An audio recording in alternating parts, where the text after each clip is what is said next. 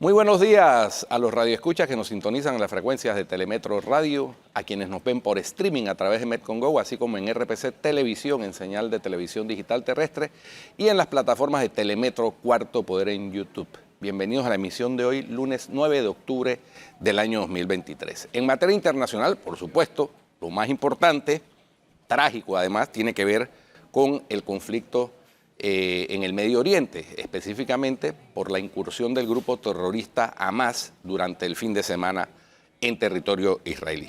El ejército de Israel anunció que recuperó el control de todo el país y ordenó el sitio total de la Franja de Gaza durante la noche. Las fuerzas de Jerusalén llevaron a cabo más de 500 ataques aéreos y de artillería en contra de los grupos terroristas afincados en el enclave palestino. El grupo terrorista libanés amenazó con atacar las posiciones estadounidenses en Medio Oriente si interviene directamente en el conflicto entre Israel y Hamas. Palestina no es Ucrania, afirmó un portavoz del movimiento islamista, después de que Estados Unidos acercara buques de guerra a su aliado Israel. Si Estados Unidos interviene directamente, todas las posiciones estadounidenses en la región se convertirán en objetivos legítimos del eje de resistencia y se enfrentarán a nuestros ataques. Y ese día no habrá línea roja, advirtió el vocero. Por su parte, el ministro israelí de Infraestructura dijo que ordenó el corte inmediato del suministro de agua del país a la Franja de Gaza ante el recrudecimiento de los combates con militantes de Hamas. Lo que fue en el pasado ya no será en el futuro, dijo Israel Katz en un mensaje en las redes sociales anunciando el corte. Antes, el ministro de Defensa había anunciado el sitio total de Gaza. El presidente israelí Isaac Herzog advirtió a Hamas que nadie puede vencer a Israel y que la ofensiva iniciada el sábado no servirá de ninguna manera para instalar el terror en el país. Así lo manifestó durante una visita a un hospital en la ciudad de Beerseba, ubicada a escasos 16 kilómetros de la frontera con Cisjordania y a otros 40 kilómetros de la Franja de Gaza, según informaciones recogidas por The Times of Israel. Allí visitó a heridos por la ofensiva de Hamas y a su salida del hospital ha asegurado haber visto en primera persona lo que es la resiliencia y el heroísmo israelí. Bueno, más adelante en el programa estaremos conversando con un experto, profesor de historia, graduado de la Universidad Hebrea de Tel Aviv, sobre este conflicto en particular. Y por último, el Premio Nobel de Economía fue otorgado hoy lunes a la economista estadounidense Claudia Goldin por ayudar a comprender el papel de la mujer en el mercado laboral. La catedrática de Harvard fue premiada por haber contribuido a mejorar nuestra comprensión de los resultados de las mujeres en el mercado laboral, según el jurado de la Real Academia de las Ciencias Suecas. Goldin es la tercera mujer en recibir el galardón tras la estadounidense Elinor Ostrom en el 2009 y la francesa Esther Duflo en el 2019. Comprender el papel de la mujer en el mercado laboral es importante para la sociedad. Gracias a la investigación pionera de Claudia Goldin, ahora sabemos mucho más sobre los factores subyacentes y qué barreras puede ser necesario abordar en el futuro, dijo Jacob Svensson, presidente del Comité del Premio de Ciencias Económicas. Muy bien, vamos a hablar ahora un poquito sobre el conflicto del Medio Oriente. El sábado, cuando se conmemoraban 50 años de la guerra de Yom Kippur, durante el descanso habitual de los sábados, pero especialmente de este sábado, que es el Día del Perdón, en Israel, el grupo terrorista Hamas lanzó una ofensiva sin precedentes contra territorios israelíes. Esto incluyó secuestros de civiles, muerte de personas que estaban, por ejemplo, celebrando un festival musical, jóvenes sobre todo, y otros actos que van más allá de ser un acto de guerra, actos que bien pueden ser calificados como actos terroristas. Por supuesto, no se hizo esperar la reacción de Israel, que fue sorprendido, hay que decirlo, fue sorprendido por estos ataques y advirtió los voceros y el gobierno de Israel, desde el primer ministro Benjamín Netanyahu, advirtieron que iba a tener consecuencias largas, declararon el estado de guerra con el grupo Hamas y pidieron a los palestinos que evacuaran los territorios de Gaza, porque las repercusiones se iban a hacer sentir, como en efecto ha sucedido. Nos acompaña el profesor Alberto Javiles, a quien hemos invitado a Cuarto Poder para profundizar un poquito en esto, para hacer algo de docencia, profesor Javiles, porque hemos visto las reacciones, sobre todo en redes sociales, y me temo mucho que la gente entiende que esto es una acción de Palestina contra Israel.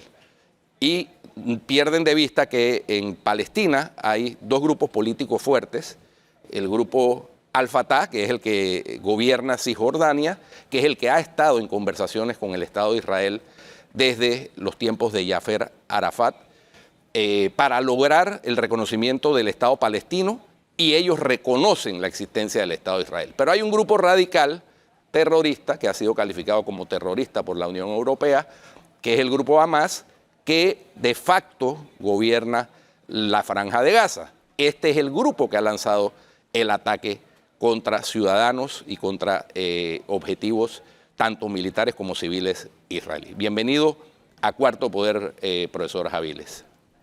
Muy buenos días, Guido, querido Panamá. Las noticias que están en los medios de comunicación son bastante graves. Israel no afronta una situación como tal desde el día de su fundación, su establecimiento en el año 1948. Lo que se vivió el día sábado, números oficiales a fecha de hoy, habla de 700 muertos, más de 2.300 heridos y aproximadamente se habla entre 130 a 150 secuestrados civiles. Esto nunca antes había pasado en la historia de Israel. Como bien dijo Guido, Israel ha sido sorprendido con la guardia abajo. Aquí se apunta a fallas en el sistema de prevención, sistema de inteligencia, sistema militar, sistema de toma de decisiones políticas, lo cual va a traer consecuencias dentro de los estamentos que manejan la vida del Estado de Israel. Aunque todavía es un tema muy temprano para ser tratado, Israel todavía está recuperándose del golpe brutal que recibió el día sábado, en donde familias enteras fueron asesinadas en la frontera del lado de Israel. 6:30 de la mañana empezó este ataque combinado con lanzamiento de misiles contra ciudades israelíes. A fecha de hoy, más de 4.400 misiles de Hamas y de la Yihad Islámica han sido enviados en contra de Israel. Israel, en el momento, hace 20 minutos que estoy sentado acá, lo que estoy diciendo tiene actualización de hace 20 minutos. Tiene como objetivo, primero, terminar de limpiar de presencia de terroristas que todavía están en el sur de Israel, y una segunda fase ya anunciada, como bien dijo Guido, va a ser la entrada de tropas israelíes que los estamos viendo ahora en pantalla, que van a tener como objetivo la terminación del gobierno de Hamas en la Franja de Gaza, ya que, como bien dijo Guido también, se entiende perfectamente que el grupo terrorista Hamas, el grupo terrorista de la Yihad Islámica, ambos con apoyo financiero y logístico de Irán, tienen secuestrada a la población de la Franja de Gaza. Por años, la política del Estado de Israel ha sido la de silencio a cambio de silencio. Esta situación de frágil balance se rompió definitivamente el día sábado con los eventos que todos estamos lamentando el día de hoy. El golpe, repito tercera vez, ha sido muy severo, llevándolo a proporción y comparándolo con el 11 de septiembre en los Estados Unidos. Lo del día sábado equivale a que Estados Unidos haya perdido más de 21.000 personas en los ataques de Al-Qaeda. Entonces, imagínense la proporción del daño que se ha hecho dentro de Israel. Todos, absolutamente todos, tienen familiares involucrados. Israel es un país de 10 millones de personas en donde habitualmente se conocen todos entre todos. Israel hoy está enterrando a 700 personas, 700 hijos, asesinados por grupos terroristas financiados por Irán, que tiene como único objetivo la desaparición del Estado de Israel. Y voy a citar aquí a dos generales. El primer general es Ghassan Alian, druso, general de brigada de las Fuerzas de Defensa de Israel, que el día sábado dijo: jamás abrió las puertas del infierno. Así es. El señor Benjamín Netanyahu, primer ministro de Israel, en sus primeras declaraciones del día sábado, dijo: Israel va a entrar con todo a la franja de Gaza, y pidió a la población civil que se aleje de las zonas urbanas, ya que los combates van a ser allí. Israel no va a actuar como en el pasado, Israel va a actuar para garantizar la paz de sus ciudadanos y la seguridad, según está estipulado en el artículo 51 de la Carta de las Naciones Unidas, en donde a todo Estado le compete el derecho y la obligación de resguardar la seguridad de sus estudiantes. El segundo general que quiero citar es el general japonés Isoroku Yamamoto. Después de Pearl Harbor dijo: hemos despertado a un gigante. Efectivamente, jamás ha despertado a un gigante y va a sufrir las consecuencias de esta barbaridad, de esta arremetida sin precedentes que hizo el día sábado en contra de civiles del Estado de Israel. Alberto, todos nos preguntamos cómo es posible que al conmemorarse los 50 años de la guerra de Yom Kippur y la ofensiva que en ese momento se dio bajo la primera ministra de entonces, Golda Meir, el Estado de Israel, que es un Estado que tiene la fama de poseer, digámoslo así, la tecnología y el equipo de seguridad, por su misma situación de ser un Estado en permanente amenaza de estos grupos que desean su desaparición. La Mossad es famosa, no de ahora, de toda la vida. ¿Cómo es posible que hayan sido sorprendidos? ¿Ahí qué pasó? Porque es que pueden sorprender a un Estado cualquiera, pero al Estado de Israel ser sorprendido de la manera en que lo sorprendieron, pues llama la atención, ¿no? Bueno, para que veamos que nadie es infalible, todos tienen su talón de Aquiles. El encargado de supervisar desde el punto de vista de inteligencia lo que sucede en la Franja de Gaza es una entidad que se llama Shabak, que en hebreo es Servicio General de Seguridad, y como se explicó antes, aún es muy temprano, pero más que seguro aquí van a haber consecuencias en cargos políticos, militares y de inteligencia. Acordémonos que después de la guerra de Yom Kippur, la primer ministro de entonces, Golda Meir, se vio obligada a renunciar. Lo mismo que el comandante en jefe de las Fuerzas de Defensa de Israel de ese entonces, de apellido Eleazar, y ni qué decir, el ministro de Defensa, Moshe Dayan, héroe de la guerra del 56, héroe de la guerra del 67, tuvo que renunciar después del desastre de la guerra de Yom Kippur.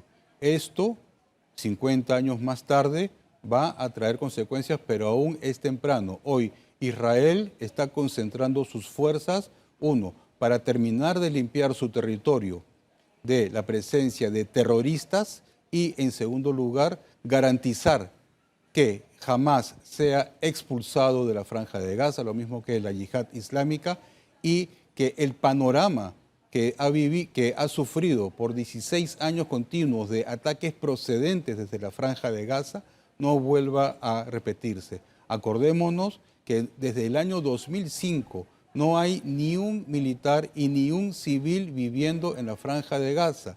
Israel se le entregó a los palestinos para que se autogobiernen, y lo que han demostrado, lo que han hecho lamentablemente, es convertir a la Franja de Gaza en una plataforma de constantes ataques en contra de civiles israelíes y los lamentables acontecimientos que estamos viviendo desde el día sábado marcarán un final a la presencia de Hamás, de la yihad islámica y de Irán en la Franja de Gaza.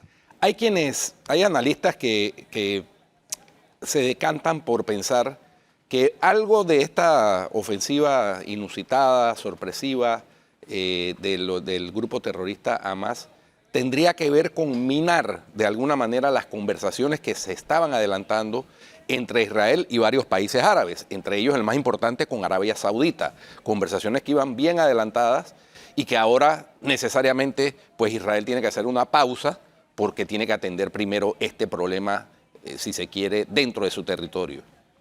Exactamente. Los enemigos de la paz dieron un ataque con mazo muy fuerte el día sábado. Esto tiene varias lecturas. Una de ellas es torpedear los acercamientos que se estaban llevando a cabo entre el Estado de Israel y el Reino de Arabia Saudita con los auspicios de los Estados Unidos. Aquí se ve también, nuevamente repito, la mano de Irán como un ente que está ubicado en el Medio Oriente, una teocracia de origen chiita que tiene como objetivo la destrucción del Estado de Israel y la imposición del Islam bajo su visión a los demás países del Medio Oriente. El día de hoy, el primer ministro Benjamín Netanyahu dijo, después de esto, la constitución, el balance de fuerzas y el futuro del Medio Oriente definitivamente va a ser distinto. Israel hoy en día está en una situación de emergencia. Israel está repeliendo la invasión de la cual ha sido víctima. Más de 20 aldeas, ciudades, kibutzim, cayeron en manos de terroristas. Estos entraron a casas, asesinaron familias. Esta es una familia israelí asesinada completamente. Papá, mamá, hijas gemelas de 6 años y un niño de 4 años. Hoy están muertos, fueron asesinados. Israel no va a dejar pasar esto por debajo de la mesa y como analista, todo el que ha analizado el Medio Oriente sabe que la mano de Israel es larga y llega a donde tiene que llegar. Así lo demostró después de la masacre de los atletas israelíes que fueron a competir a las Olimpiadas de Múnich. No importó el tiempo, pero uno a uno fueron cazados y fueron exterminados. Hoy los líderes de Hamás han perdido la protección, vamos a decir, que tenían por esta política de silencio a cambio de silencio. Hoy ellos saben que son cadáveres vivos y que Israel los va a perseguir tarde o temprano, porque asesinatos como el de esta familia no van a quedar impunes. Alberto, aparte del tema de las represalias que evidentemente ya se están dando, llama la atención poderosamente que funcionó, afortunadamente, el llamado domo de hierro, ¿no? O cúpula de hierro, que es un sistema de defensa, a propósito, porque esa ha sido la posición de Israel, no atacar, sino defenderse, y funcionó, y más de 4.000 y tantos misiles que fueron lanzados desde posiciones de Hamas en la Franja de Gaza fueron repelidos y destruidos por el sistema defensivo israelí. Acordémonos que el nombre del ejército de Israel es Fuerzas de Defensa de Israel. Israel actúa en defensa de sus ciudadanos y el sistema de cúpula de hierro es el primer sistema defensivo que tiene Israel de alerta temprana para evitar la llegada de misiles a zonas civiles que son apuntadas adrede por Hamás y la yihad islámica con cohetes provistos por Irán e introducidos a manera de contrabando, principalmente por túneles que controla Hamás en la frontera entre la Franja de Gaza y Egipto. De no haber sido por la cúpula de hierro, hoy no estaríamos hablando de 700 muertos, estaríamos hablando de miles de muertos, que ya de por sí el número hasta ayer anunciado y que todavía no ha sido actualizado en las últimas 20 horas es 700. Es un número altísimo para un país de 10 millones de habitantes. Como dije antes, es equivalente a que los Estados Unidos hayan tenido 21.000 muertos el 11 de septiembre del año 2001. Otra pregunta interrogante que surge, Alberto, es esos 130 civiles secuestrados hoy en poder del grupo terrorista Hamas, ¿cuál va a ser la suerte de ellos? ¿Qué va a hacer qué se espera que haga el Estado de Israel con ellos, sabiendo las condiciones delicadas que implica una retención, una privación de libertad? Por lo general esto se utiliza para negociar alguna posición, pero en medio de esta escalada del conflicto entre Israel y el grupo Hamas, pues no se sabe cuál va a ser la suerte ni el destino de esas familias secuestradas. Estamos hablando y voy a citar al ministro de Defensa de Israel, que ha ordenado, como dijiste, Guido, un asedio total de la Franja de Gaza. Estamos luchando con animales humanos y actuaremos en consecuencia. Esto tiene que ver con las medidas que Israel va a afrontar con los, por ahora se sabe, se estima, 130 secuestrados. Se cree 100 en manos de Hamas, 30 en manos de la Yihad Islámica. Estos secuestrados son niños, que los hemos visto cómo fueron llevados, ancianos, mujeres, soldados, oficiales, es decir, un crisol, un espejo de la sociedad israelí. También hay ciudadanos extranjeros. Hasta el momento se ha reportado el secuestro de una ciudadana de Panamá, se ha reportado de Perú, se ha reportado de Argentina, de México, de Paraguay, de Brasil, Estados Unidos, países de la Unión Europea también tienen ciudadanos secuestrados, principalmente que estaban en este festival de música que se llevó a cabo a pocos kilómetros de la frontera, en donde para el día de ayer se habían levantado 260 cadáveres. Fueron a escuchar música, fueron a divertirse. Lamentablemente, o han sido secuestrados, o han sido heridos, o han sido asesinados. No hay otra palabra. La reacción de Israel se desconoce, no se ha comunicado qué van a hacer con los 130 secuestrados que se estima que están hasta el momento. El gobierno de Israel ayer nombró un funcionario para empezar a abordar el tema de los secuestrados. Es claro que con Hamas no se puede hablar el idioma que hablamos los occidentales. Con Hamas hay que hablar el idioma que habla Hamas.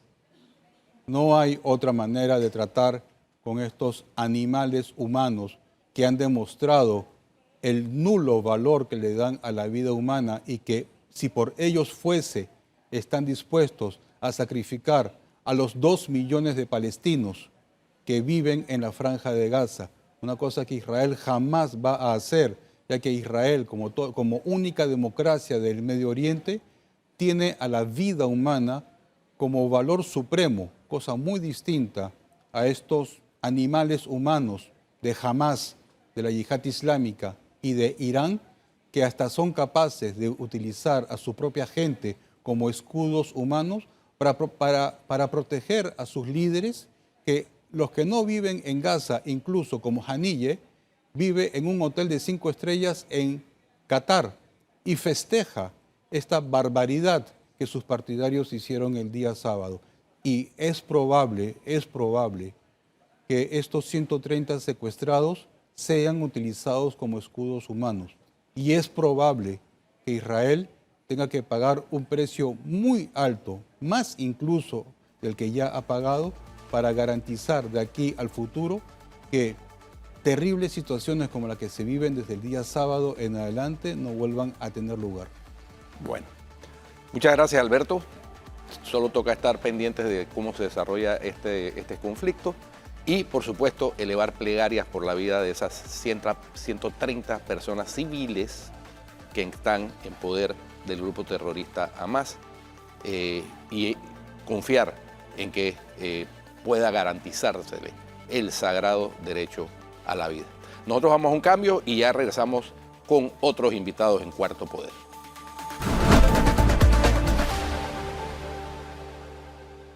Continuamos aquí en Cuarto Poder. Esta mañana, bueno, ya después del análisis internacional que ha hecho Guido sobre la situación en Israel, seguiremos muy atentos de cómo evolucionan los hechos allá en el Medio Oriente ante la dramática situación que se encuentra. Pero también hay otros temas y hoy vamos a conversar con la Fundación Libertad Ciudadana. Guido, nos acompaña Olga de Ovaldía, nos acompaña Simón Tejera, porque hay una plataforma, una nueva herramienta que va a comenzar a funcionar para poder identificar realmente la realidad de muchos de nuestros jueces. Es un observatorio de jueces, diría yo, creo que sería el término correcto, utilizando las nuevas herramientas tecnológicas que disponemos, de manera tal que el ciudadano tenga una radiografía casi perfecta acerca de quiénes son los jueces y quiénes son los que imparten justicia. Olga, buenos días. Simón, buenos días, gracias por acompañarnos. Creo que sería muy importante conocer acerca de esta herramienta. Gracias. Sí, es una plataforma de observación judicial digital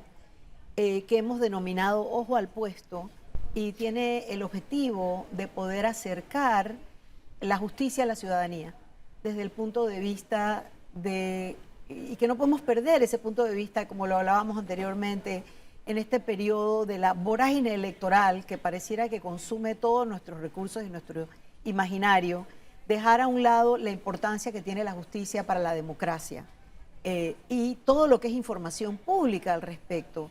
La plataforma aspira a poder presentar efectivamente perfiles de jueces, pero adicionalmente a eso, lo que aspira es poder generar un acercamiento de la ciudadanía a la justicia, a sus procesos y que termine redundando en más acceso ciudadano a la justicia. Ese observatorio, Olga, tendrá la posibilidad, porque una de las cuestiones que siempre ha estado latente dentro de la ciudadanía y entre las personas que hacen análisis de los temas judiciales, es que hay fallos o decisiones judiciales tan cuestionadas que la gente dice, a ese juez hay que investigarlo, a ese juez hay que darle seguimiento de cómo vive, de dónde, si su manera de vivir, si su modus vivendi es adecuado a los ingresos que recibe de su salario como juez y de sus otros negocios si es que los tiene, porque puede ser que tenga un apartamento que alquila, qué sé yo,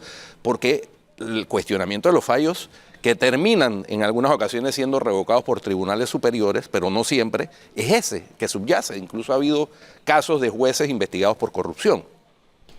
Bueno, mira, yo le cedo la palabra a mi gerente de proyecto, que es Simón Tejera, aquí con nosotros, para que pueda explicar el contenido técnico de la página y a qué estamos apostando efectivamente cuando vamos a poner esta información al servicio de los medios y la ciudadanía. Gracias por tenernos acá, primero que todo. Sí, la página en sí está conformada por toda la información que pudimos recabar de carácter público sobre los jueces. Estamos empezando por los jueces de la Corte Suprema de Justicia y los del Tribunal de Integridad y Transparencia, pero la idea es que esto se expanda, incluyendo a los jueces de los tribunales superiores. La información que está ahí incluye cosas como, por ejemplo, relaciones con empresas, los jueces tienen que hacer declaraciones de bienes patrimoniales, eso también lo vamos a tener ahí. También su trayectoria profesional, tanto pública como privada. Entonces, no nos toca a nosotros, digamos, con la plataforma, decirles si hay algún fallo que tenga que ver con alguna empresa o alguna conexión que tenga el juez, pero sí está ahí la plataforma para que tanto la ciudadanía como los medios de comunicación puedan encontrar esas conexiones. ¿Esa información es pública en este momento, Simón? Sí, Mucha de la información que va a estar ahí es pública, claro. Sí, es pública. Está en diferentes Exacto. entidades y en diferentes sitios. Ustedes lo que van a hacer es compilarla y ponerla en un solo lugar. Exacto, y eso es uno de los principales problemas con lo que nos hemos encontrado, es que la información está desperdigada en todos lados, no está digitalizada, o tienes diferentes estándares para subir la información, entonces depende a veces del juez, depende a veces de la institución, de cómo suban la información. Lo que nosotros queremos hacer es ponerlo todo en un lugar. Bueno, alguna de esta información requiere de solicitud de información pública, es decir, que hay un proceso por el que hay que pasar para poder... Pero tener se esa hará información. ver si no se tiene acceso público a la información cuando debe ser pública, Exacto. me imagino, ¿no? Sí, pero todo eso, la idea es centralizarla y es información pública para que la gente... Por ejemplo, una declaración de bienes patrimoniales de un juez es público. Sí, Sí, es público. la naturaleza, esa es una de esas cosas que pasan en el país que son extremadamente contraintuitivas, donde hay una norma que tiene un espíritu y la práctica la contradice. El espíritu de que, de acuerdo al artículo de la Constitución que pone a los jueces a hacer declaraciones patrimoniales para precisamente poder prevenir instancias o verificar instancias de enriquecimiento ilícito, hace que el operador de justicia tenga que hacer esta declaración al inicio de su gestión. Mediante escritura pública. Mediante escritura pública. Además, la naturaleza de la sí. escritura pública es que sea pública. Pública. Lo que pasa en la práctica, y lo verificamos nosotros directamente con la Contraloría hace 2 años, con múltiples accesos de información pública con la Contraloría, es que el juez entrega o deposita ese instrumento o depositaba ese instrumento en la Contraloría que no se consideraba a sí misma autoridad ni para revisarlo, ni para verificarlo, ni para publicarlo. Entonces era como un trabajo de pesquisa, saber en qué notaría, bajo qué número de escritura pública, dónde está esa declaración, y es lo que estamos apostando en la plataforma, poder encontrar esta información y hacerla pública, porque es de naturaleza pública. No, sobre todo entender los antecedentes y las vinculaciones, incluso comerciales, que pudiesen tener algunos jueces. Y pongo el ejemplo a seguir de lo que está ocurriendo en Estados Unidos. Las pesquisas que hay sobre muchos y algunos magistrados de la Corte Suprema de Justicia de Estados Unidos y sus vínculos con multimillonarios, magnates. Es más, se está publicando hasta los paseos y viajes que no son pagados por el magistrado de la Corte Suprema de Justicia, sino por un tercero. O sea, ese nivel de transparencia creo que es el óptimo en estos casos, ¿no? Sí. Sabiendo quién es la persona que ejecuta la justicia. Y yo creo que es importante señalar que estamos en otro momento en la justicia en Panamá, no solamente porque hay un número de personas que han llegado a la Corte Suprema sin que se le conozcan nexos directos con el Ejecutivo, que era la tónica, que fue la tónica de los magistrados hasta el nombramiento de magistrados en la administración anterior, 2014-2019, y que al haber iniciado la aplicación de la carrera judicial, se ha creado el muy esperado Tribunal de Integridad y Transparencia, que debe ser el ente que a lo interno de la Corte, del órgano judicial, se puedan llevar casos, como distintos casos, hacia que haya una regulación interna y una aplicación de lo que sabemos puede acercar al operador de justicia a mayor independencia y mejor ejercicio del puesto.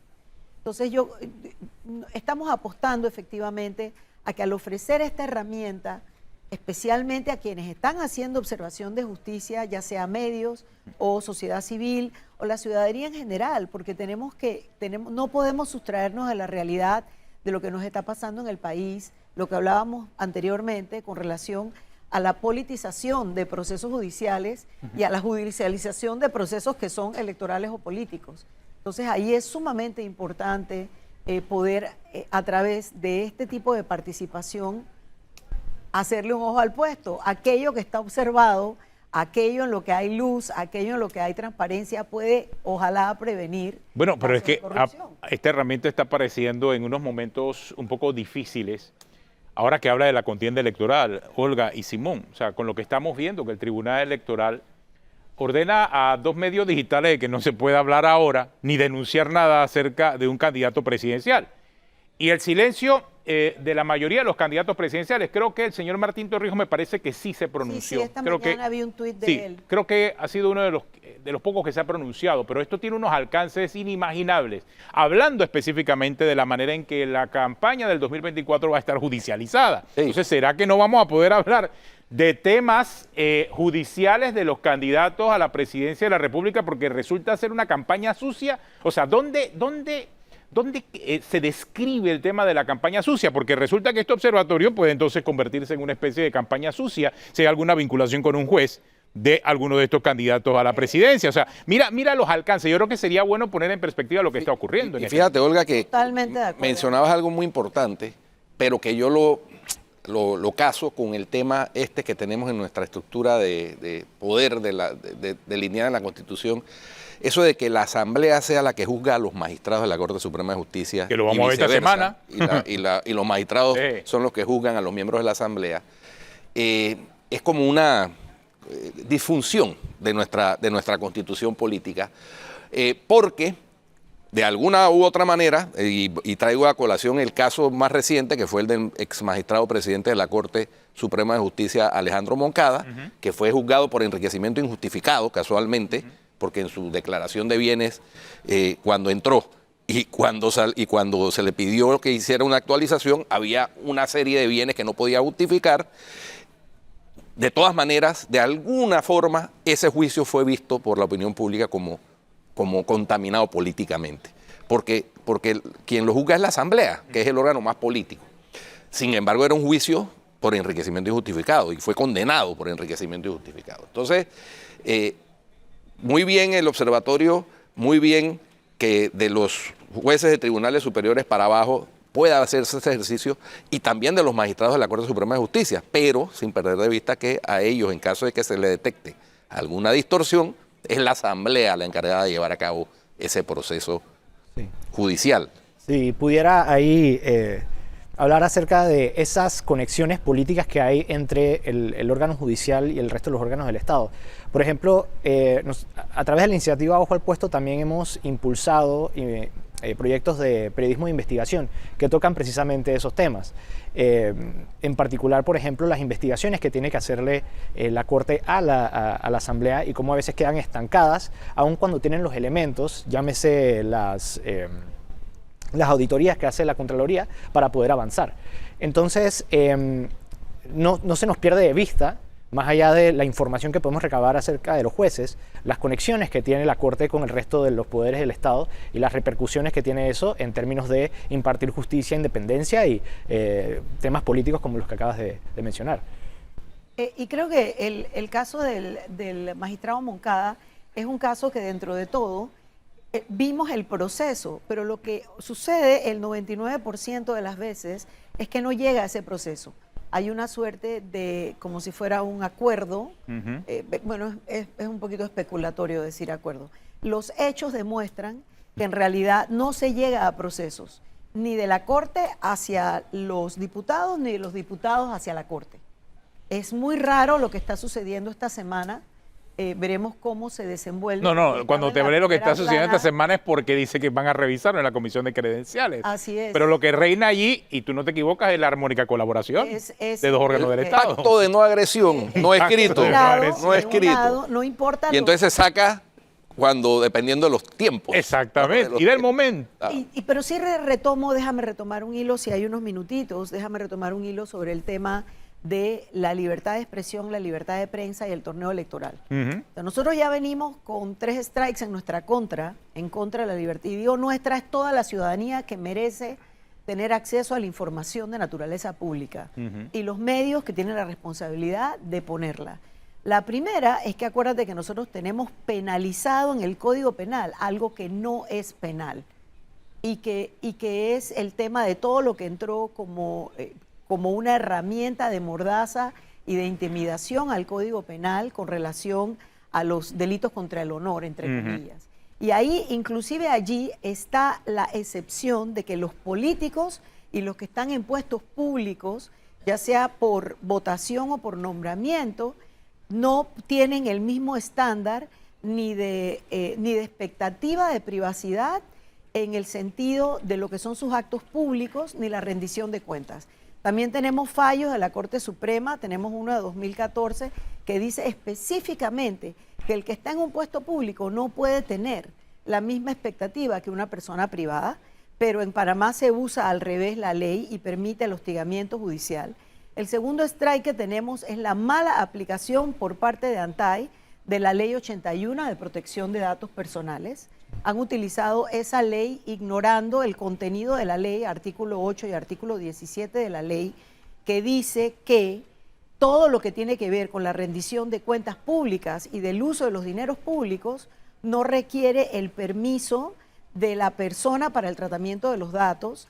Y tercera vuelta es lo que nos está pasando ahora con esta aplicación extralimitada del Tribunal Electoral acerca de lo que es la comunicación sobre la imagen y el contenido de una persona que está corriendo a puesto de elección.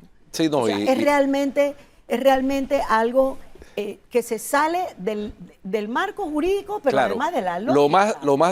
Lo más dramático de esta maniobra, porque esto no hay otra manera de calificarlo, una maniobra del candidato de RM, que es el que ha solicitado que su imagen no sea utilizada por estos medios, por Foco claramente y por el periodista Alvarado en sus cuentas de Instagram, es que se trata de equiparar la publicidad, que es para lo que existe la norma del Código Electoral. Y que sea el objeto y sujeto. Y esto no es publicidad, claro. Esto es periodismo. Exactamente. Esto es divulgar información para lo cual todos tenemos derecho, de acuerdo con la Constitución, sin estar sujetos a censura previa.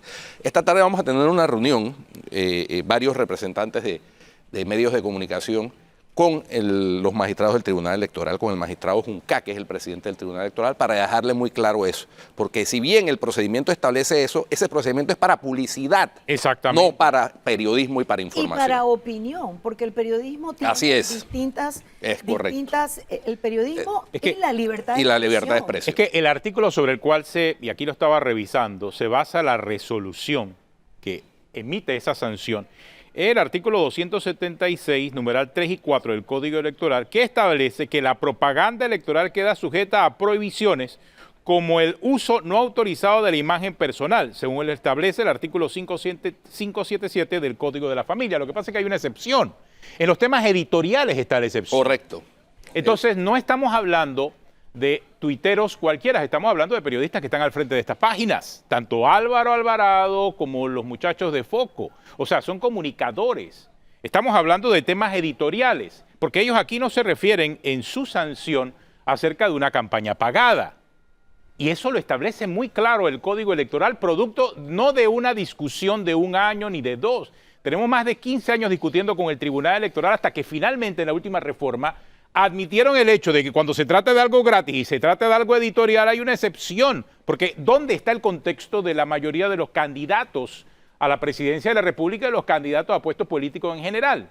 De eso se trata. Cuando es un tema editorial, hay una excepción. Que está establecida en el mismo artículo 577 del Código de la Familia. Exactamente, en el mismo código está establecida la excepción.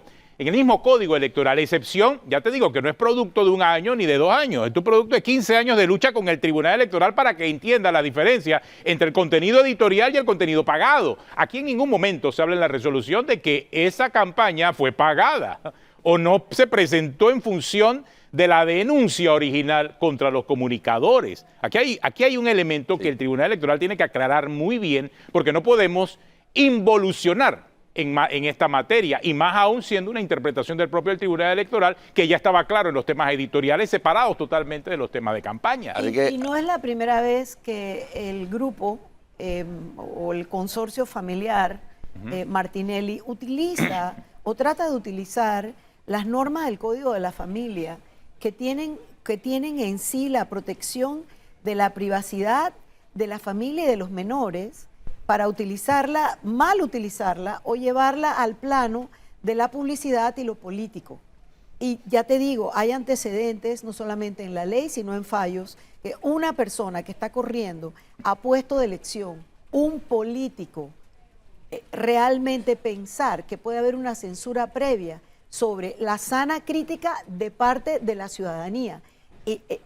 frente al uso de la imagen y el uso del nombre, porque es una prohibición total. Sí. Es una censura previa. Así es. Muy distinto a Así es. analizar el contenido de una publicación al respecto de Salvo un que, político. salvo que se pueda demostrar que aquí hay plata de por medio. O sea, que se está pagando esa campaña, porque creo que entonces establecería la diferencia entre una cosa y la otra.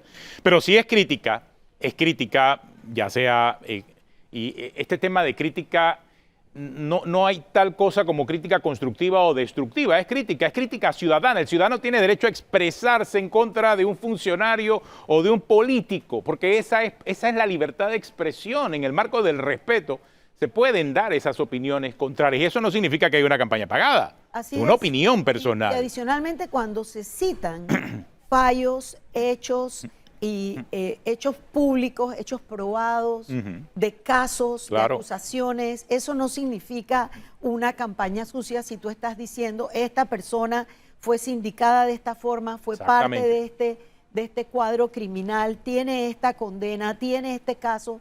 Eso no es Así una es. campaña sucia cuando tú citas hechos públicos. Por eso hacía la exteriores. referencia directa, Simón, ante el observatorio que se va a crear y los precedentes que la propia justicia, en este caso justicia electoral, pudiese estar estableciendo. No vaya a ser que mañana un juez diga, "Ey, pero ¿por qué están utilizando mi imagen? Mi foto está ahí publicada, es un observatorio". Sí, pero se les olvida que son funcionarios. Yo Sí, y al pongo final- eso sobre la mesa. Claro, pero y como dices tú, dentro de, por ejemplo, el Código de la Familia que dice que es, a la excepción de información de interés público, todo lo que dispone dentro del Código Electoral, dentro del resto de nuestras leyes y nuestra Constitución, está toda esta idea de la libertad de expresión y parte de esa protección es precisamente para tener la alarma temprana a cosas que pueden afectar nuestra institucionalidad. Y parte del observatorio judicial Ojo al Puesto es, esto va a estar andando para cuando vengan las postulaciones para magistrados la próxima vuelta. Y la idea es que que los medios de comunicación puedan decir, oye, este señor, si es que ocurre, Exacto. estuvo involucrado con esto, y bueno, ¿qué pasa si si está ocurriendo en plena campaña política o cerca de una elección? ¿Qué significa este fallo del Tribunal Electoral para la diseminación de ese tipo de información? Y también lo opuesto, es decir, cuando tienes un funcionario que no tiene nexos con el poder, que no viene de los círculos de interés económico, cuando viene de la carrera judicial, cuando es una persona que ha tenido un historial de vida ética, también lo vas a encontrar en la página. Entonces creo que es una información que junta en un solo lugar va a permitir hacer un acercamiento mayor a la ciudadanía de quienes están dispensando justicia en el país. Entre más transparencia, más luz, más información pública hay más probabilidad de prevenir futuros actos de corrupción. Bueno, Muy muchas bien. gracias, Olga y A ustedes. Simón, por acompañarnos aquí en Cuarto Gracias. Poder esta mañana. Tenemos una pausa, ya regresamos aquí en Cuarto Poder.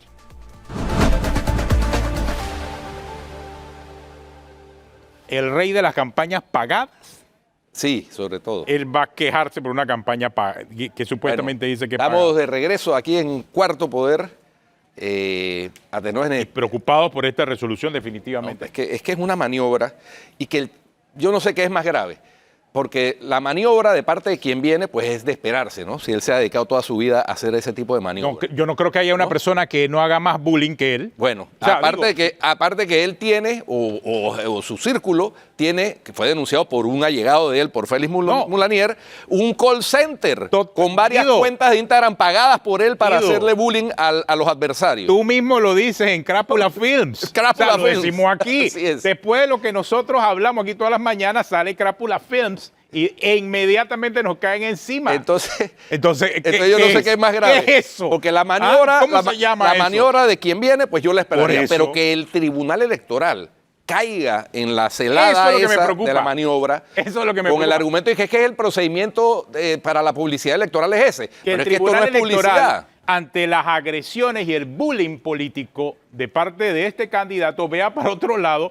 pero cuando él presenta su denuncia, ahí sí las ve. Y no es un tema ni siquiera de defensa hacia Álvaro Alvarado o hacia Foco, va más allá. Es un tema de principios, es un tema de principios que el propio Tribunal Electoral debió tenerlo claro ya para el 2023 y las elecciones vísperas del 2024. O sea, hay que separar los temas. Una son los temas editoriales y de libertad de prensa y de libertad de expresión de cada medio en particular, y otra son las campañas pagadas. ¿O es que se presentaron pruebas aquí de que se trata de una campaña pagada? Porque eso no es lo que dice la resolución. No. Eso no es lo que dice la resolución. Según entiendo, cuando vayan Álvaro Alvarado y los responsables de Foco y Claramente a hacer sus descargos, entonces se emitirá una resolución de fondo. Pero para mí lo preocupante es que se equipare de antemano, Totalmente. Previamente, una información con publicidad, para aplicarle la norma de publicidad de suspender la publicidad. Sí, pero ¿qué publicidad? Entonces, por eso te digo, o sea, pues, es que... mira aquí el galimatías, o sea, ¿qué publicidad? Si aquí no estamos hablando de publicidad, se trata de publicaciones, se trata de contextos, se trata de realidades. O sea, no estamos hablando de una campaña que se puede suspender, estamos hablando de que le estás limitando la capacidad que tiene el medio de ejercer su libertad de prensa, su libertad de expresión o su derecho simple y sencillamente a emitir su opinión sobre la realidad política del país. Eso no es una campaña.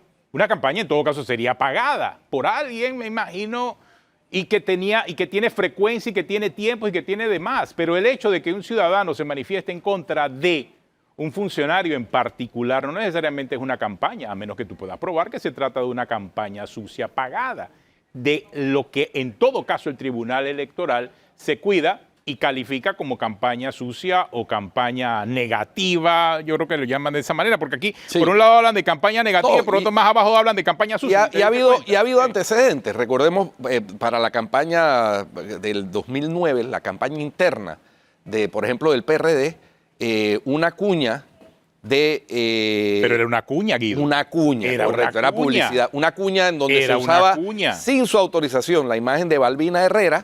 Fue sacada del aire ante una denuncia que interpuso el fiscal general electoral de oficio, ¿no? Entonces, pero es publicidad. Es que la norma está para publicidad, no para información editorial. Y si el señor se molesta de que los medios de comunicación le publiquen sus andanzas, pues que... Oye, pero hace poco vimos un tweet del propio Jimmy Papadimitrio que está en la campaña del señor Ricardo Martinelli, que hablaba él de campaña sucia. El saco, o es que no nos acordamos acerca de lo que pasó en el 2008, antes de las elecciones del 2009 y la campaña negativa, sucia y demás que se hizo de parte del señor Ricardo Martinelli contra Juan Carlos Varela. Le decía de todo en la campaña. Entonces, hasta burro le llegó a decir a la campaña, eso no es la campaña sucia. Y eso corrió por meses, ¿ah? Pero por meses, por meses. Razón, y estamos hablando hace 15, 13 años atrás, 14, 15 años atrás. Por esa misma razón, tratamos de separar las cosas desde ese momento a nivel de gremios. Tratamos de explicar al Tribunal Electoral, oye, eso de que te llamen burro en una campaña con tiempo, con frecuencia y pagada, es una campaña sucia, una campaña negativa. Pero si a nivel editorial, aquella que no se paga, la que es gratis, la que depende de la libertad de prensa y de la libertad de expresión, se dicen algunas cosas, es distinto. Son temas diferentes. O sea, lo editorial es lo editorial y lo pagado es lo pagado y lo establece muy claramente el propio Código Electoral. Entonces, no entiendo la interpretación o la mala interpretación en ese sentido. Me preocupa mucho.